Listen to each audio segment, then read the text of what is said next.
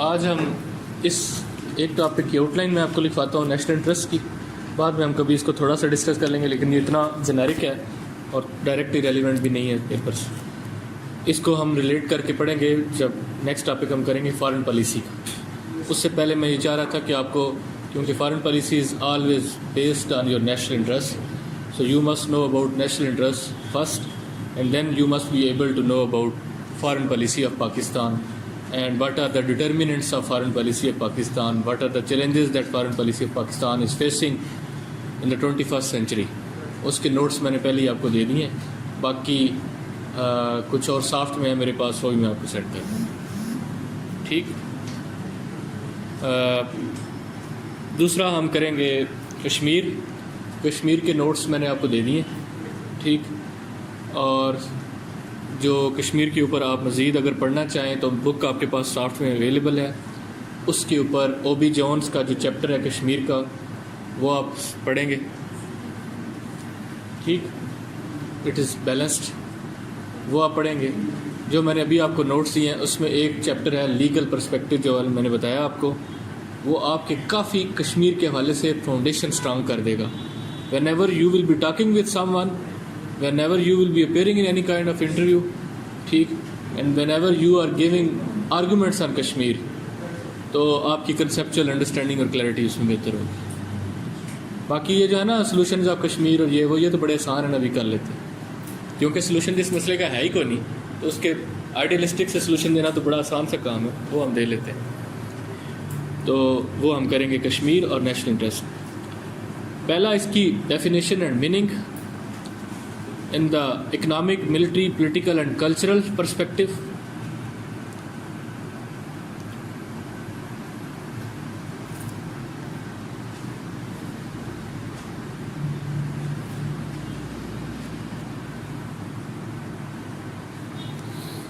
ठीक। economic, military, political and cultural perspective। second is historical roots।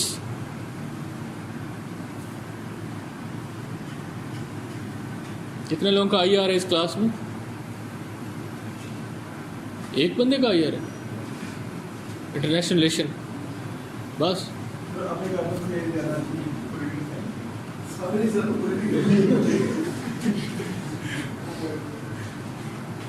कल को ये लगता है इल्ज़ाम भी मुझ पे ही आएगा है। अब अगर आपने तैयारी सही ना की, आपके नंबर खुदा न खास्ता ठीक ना आए, तो आपने कहना कि ये आपने लिखवाया था। ये जब भी आपने स्टेटमेंट दी है बड़ी डेंजरस दी है। आपने कहा था, मैंने कभी भी ये नहीं कहा। मैं जब भी किसी को सब्जेक्ट बताता हूँ, मैं 5 क्राइटेरिया की बेस के ऊपर एनालाइज करता हूँ कोई भी सब्जेक्ट, चाहे अपने लिए रखूँ चाहे किसी के लिए रखूँ, और मैं कहता हूँ कि ये क्राइटेरिया है, ये सामने रखें और इसकी बेस के ऊपर सब्जेक्ट सेलेक्ट करें। वो मैं हमेशा बताता हूँ। इट इज़ 1 इज़ स्कोरिंग, वो मैं पहले आपको FPSC का डाटा बताता हूँ। ठीक। और मैंने कभी भी ये नहीं कहा कि जो JWT ने लिस्ट शेयर की हुई है मार्क्स की कि वो ठीक है, वो बिल्कुल गलत है। जिसमें हाईएस्ट IR के मार्क्स 120 है, मेरे कई स्टूडेंट के 127 137 भी हैं। ठीक।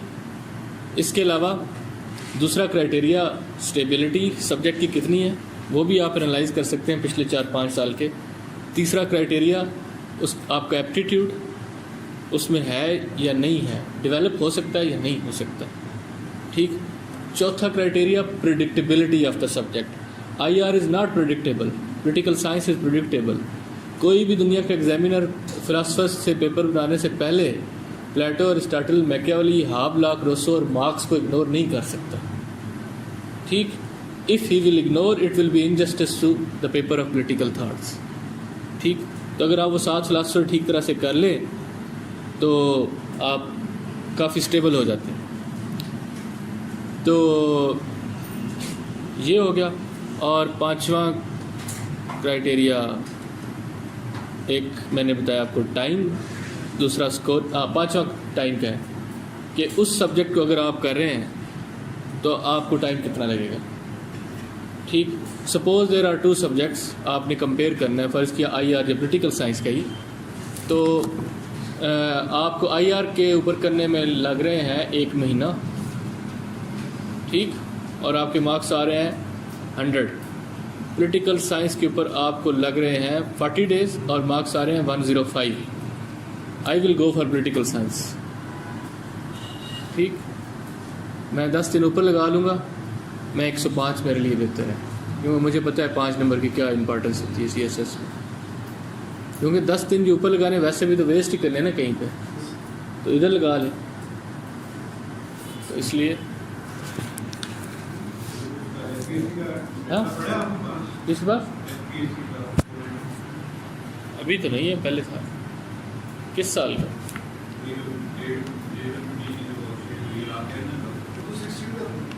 मैं तो उधर डायरेक्ट उनकी कंप्यूटर पे बैठ के देखता रहा था सारे सब्जेक्ट का।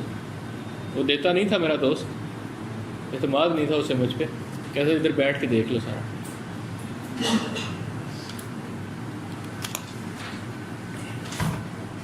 ठीक, अच्छा जी। हिस्टोरिकल रूट्स और genesis of the concept of national interest. Ibn Khaldun, Machiavelli, Bismarck. Genesis of the concept of national interest.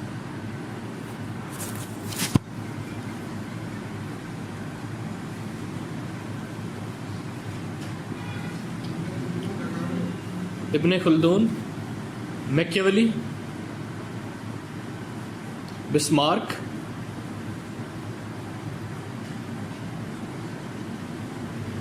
Metternich,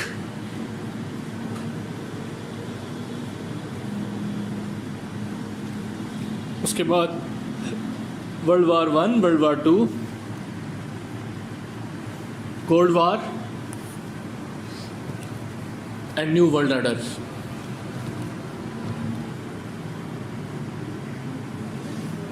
new world order.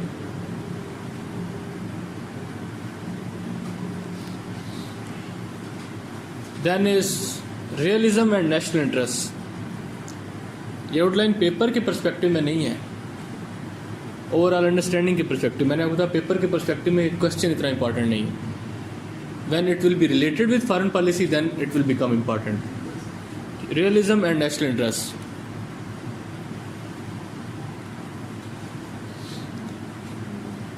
Then is what constitutes national interest.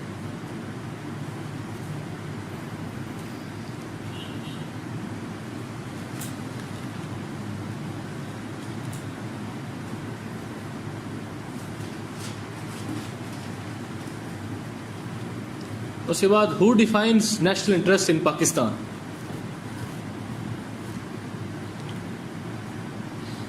Bracket में लिखते हैं conflict and confusion.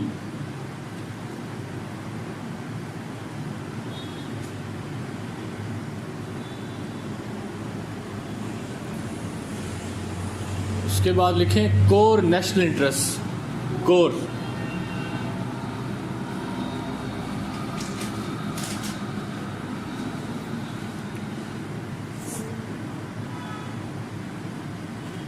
First, defence and territorial integrity.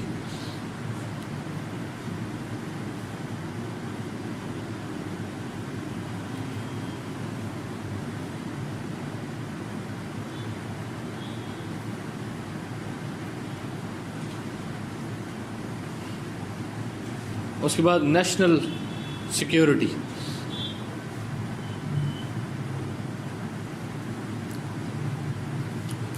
उसके बाद foreign relations.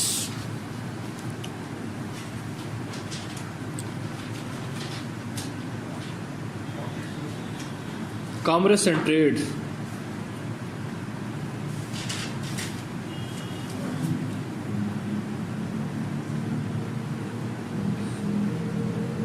Energy.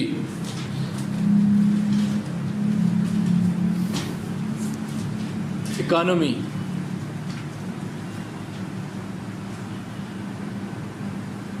Ideology.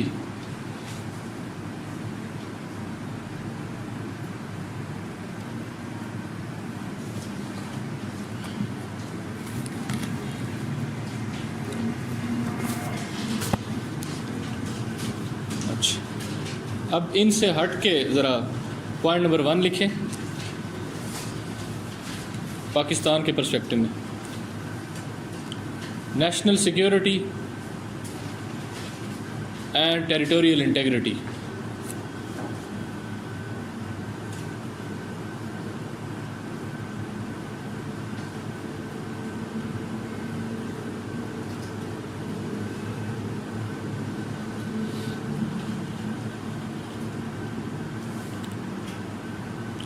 Ideological frontiers,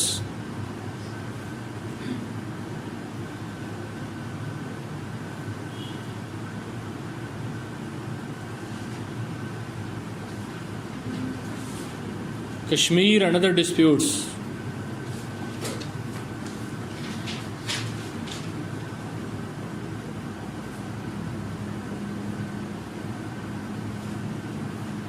economy and trade,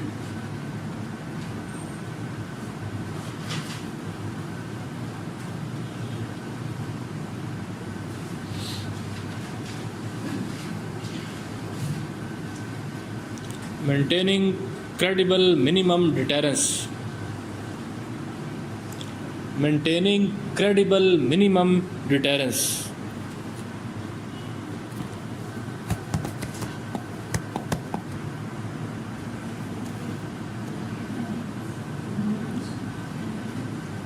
and deterrence, defending nuclear assets, defending nuclear assets,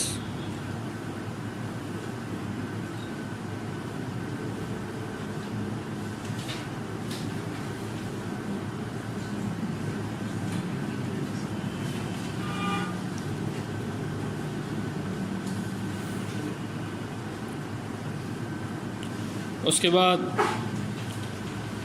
seeking alliances and avoiding isolation,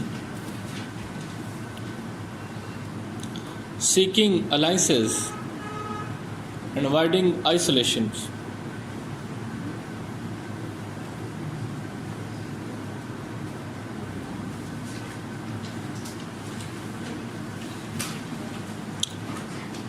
internal reforms to avoid foreign pressure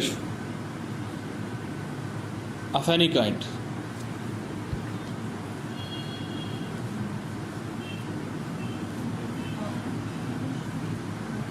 internal reforms to avoid foreign pressure of any sort.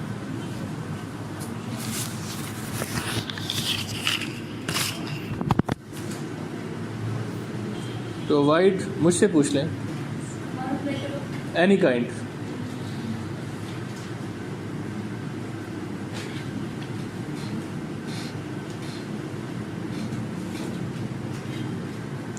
Avoiding isolation to prevent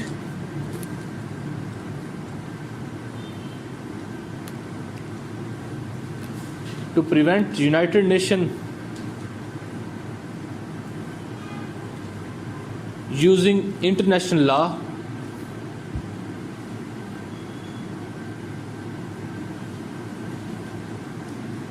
against us.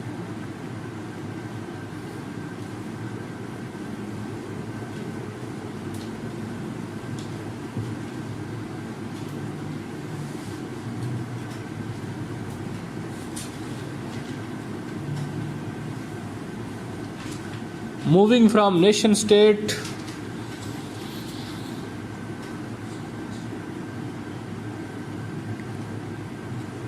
to a stable market state.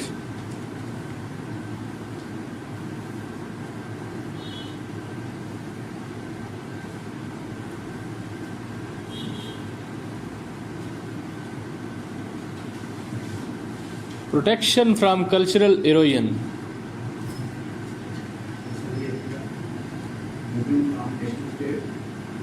To a stable market state.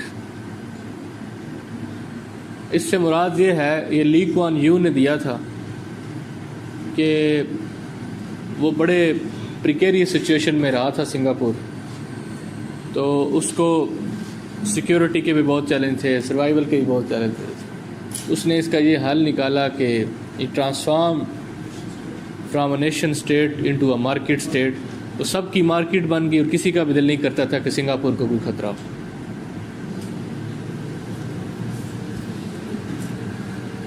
इसके बाद federal energy policy,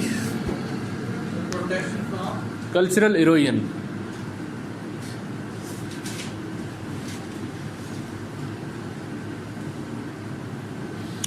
federal energy policy,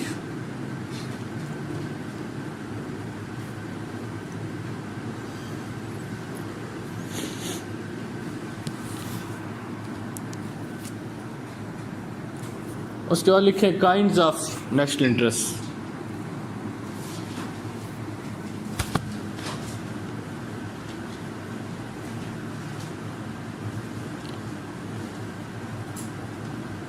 आसान से है, ये भी हम foreign policy के साथ रिलेट करेंगे बात। प्राइमरी,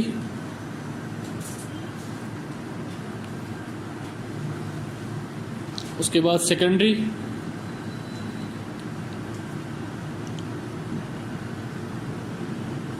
परमानेंट,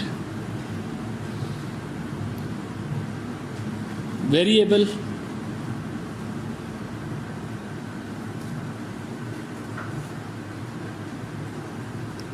जनरल,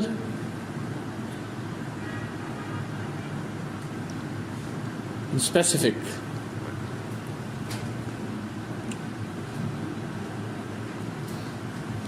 उसके बाद how to promote national interest.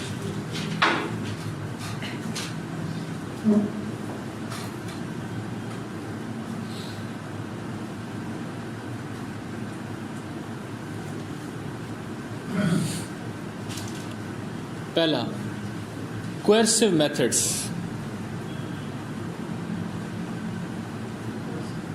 coercive methods। दूसरा, alliances।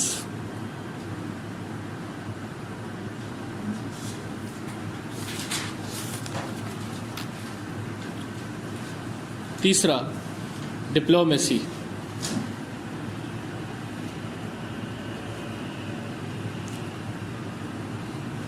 अब ये जो फॉरेन पॉलिसी है, foreign policy is basically design to promote and protect national interest through peaceful methods, through diplomacy.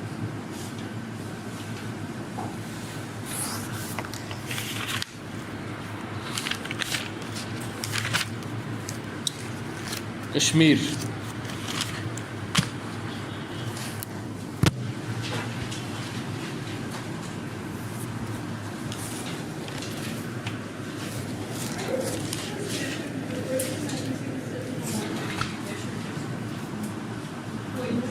जब इंडिया ने ये फील किया that occupying Kashmir is in the national interest of India and strategic interest, they occupied it coercive method से।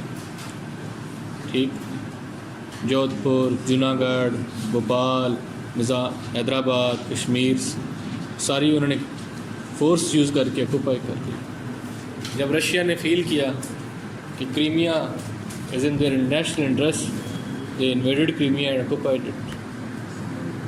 ठीक, when United States of America felt it that the regime of Gaddafi is not in their favor, they intervened, direct intervention. ठीक, they used force. Both Russia and United States of America are using force and coercive methods in Syria for their own national interests, whatever they are.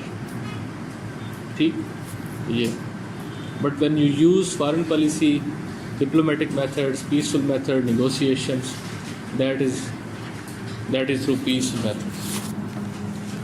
अच्छा, Kashmir dispute.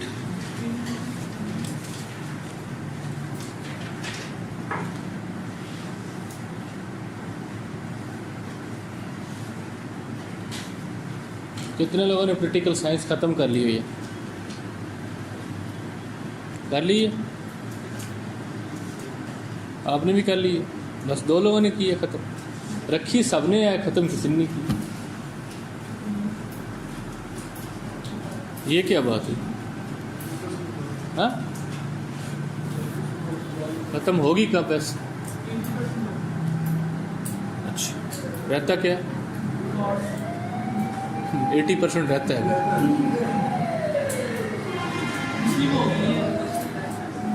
क्योंकि ये जो 80% आपने किया ना, ये 15 दिन में हो जाता है आराम से। ठीक, उसमें क्या है, मजरलक की एक बुक है, उसमें 12-14 टॉपिक्स हैं, और फिर ट्रांसलेशन क्रिटिकल सिस्टम है, उनमें यूके और यूएसए में चले 7-7 क्वेश्चन कर लें, वो इम्पॉर्टेंट है, 6-6, 7-7। बाकी तो हर कॉन्स्टिट्यूशन में 2-2 क्वेश्चन हैं, सब के अपने फीचर्स करने हैं। और फ्रांस में चलें आप प्रेसिडेंट कर लेंगे, एडमिनिस्ट्रेटिव लॉ कर लेंगे, ये टर्किश आप प्रेसिडेंट कर लेंगे, कंसल्टेटिव असेंबली कर लेंगे, हर एक में 2-2 क्वेश्चन। ठीक, तो वो तो आप थोड़ा स्पीड पकड़े। अच्छा जी, कश्मीर डिस्प्यूट इंट्रोडक्शन, उसके बाद genesis of the conflict.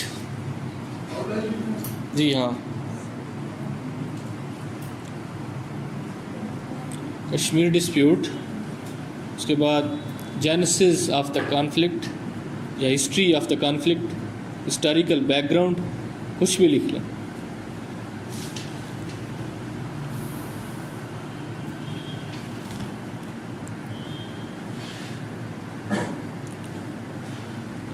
Third is partition of the subcontinent and tragic legacy of Kashmir.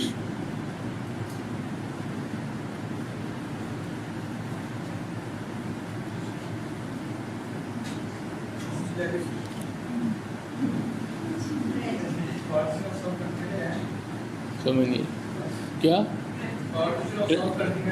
And tragic legacy of Kashmir. उसके बाद ही the instrument of accession, myth or reality.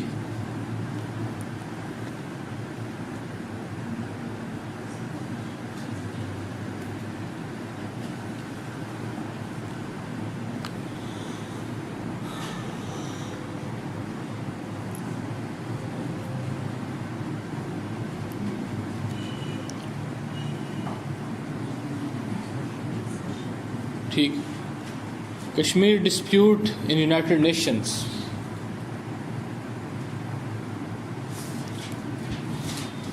Abdul Sattar की बुक में एक chapter है 4 सफ़ों का,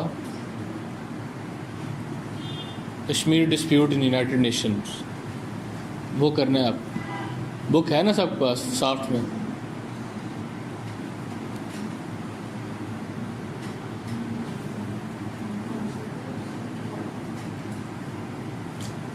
अच्छा जी,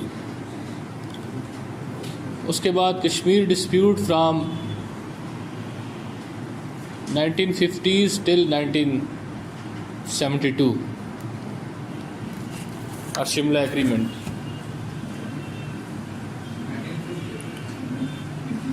(1972)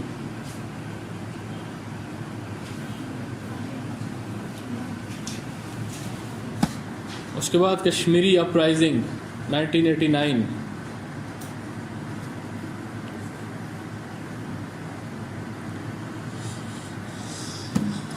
पाकिस्तान पॉलिसी फ्रॉम 1989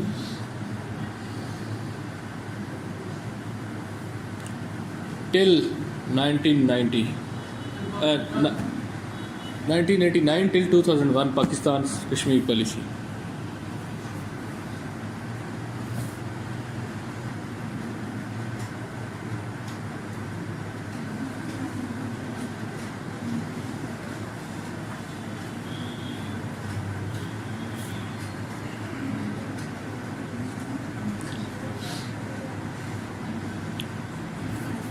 और अब issues and challenges and future.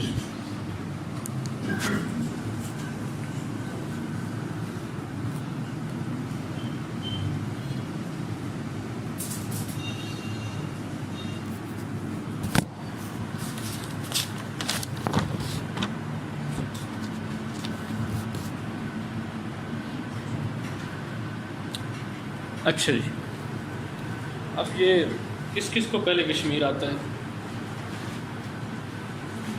आसान सा सवाल, हर कोई पाकिस्तान में कश्मीर कश्मीर है। आपको नहीं, मुझे तो इतना आपको आता है। अच्छा, it is always very important question but at the same time very traditional question. ठीक कि कश्मीर इंपॉर्टेंट तो हमेशा से रहा है, या पाकिस्तान फेयर में आ सकता है, करंट फेयर में आ सकता है, तो but at the same time जो एक पिटा हुआ क्वेश्चन भी है ये इन दोनों के पेपर्स के हवाले से, बट इसकी इम्पोर्टेंस पाकिस्तान के कोर नेशनल इंटरेस्ट के हवाले से भी हम इग्नोर नहीं कर सकते, और वैसे भी पेपर के पॉइंट ऑफ व्यू से भी हम इसको इग्नोर नहीं कर सकते। बट हमने पेपर में क्योंकि मैनेज करना होता है क्वेश्चन को with in 40 minutes, problem student के साथ आता है जब मैं आपको दिखाता हूँ।